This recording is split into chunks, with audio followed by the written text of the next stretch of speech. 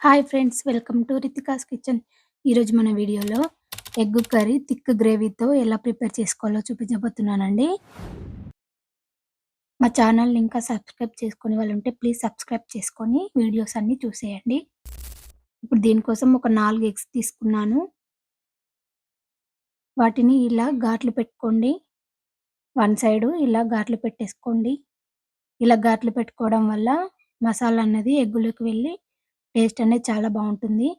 ఇప్పుడు దీనికోసం ఒక 2 ఆనియన్స్ ఇలాగ సన్నగా కట్ చేసి ఫ్రై చేసుకోండి. ఇలా కలర్ చేంజ్ కాంగానే దీన్ని మిక్సీలోకి తీసుకోండి. ఇప్పుడు అందులోకి ఒక టమాటా ఇలా కట్ చేసి వేసుకోండి. 2 వెల్లిపాయలు, 2 లవంగాలు, ఒక దాల్చిన చెక్క, ఒక ఇలాచి, కొద్దిగా కొత్తిమీర వేసుకొని ఇప్పుడు దీన్ని మెత్తగా గ్రైండ్ చేసుకోండి. ఇలా గ్రైండ్ చేసుకున్నాక దీన్ని పక్కనుంచుకోండి. ఇప్పుడు ఒక ప్యాన్ పెట్టుకొని ఒక 2 టేబుల్ స్పూన్ల ఆయిల్ వేసుకోండి. అందులో చిటికెడంత కారము, కొద్దిగా సాల్టు, కొద్దిగా పసుపు వేసుకొని ఇలా అంతా మిక్స్ చేసుకోండి. ఇప్పుడు 4 ఎగ్స్ అందులో వేసుకొని ఫ్రై చేసుకోండి. ఇలా అంతా తిప్పుకొని ఫ్రై చేసుకున్న తర్వాత ఇప్పుడు వీటిని వేరే ప్లేట్‌లోకి వేసుకొని పక్కన పెట్టేసుకోండి. ఇప్పుడు అదే ప్యాన్‌లో ఇంకో 2 టేబుల్ స్పూన్ల ఆయిల్ వేసుకోండి. ఒక టీ స్పూన్ ఆవాలు, ఒక టీ స్పూన్ జీలకర్ర, ఒక 2, 3 పచ్చిమిర్చి వేసి బాగా ఫ్రై చేసుకోండి.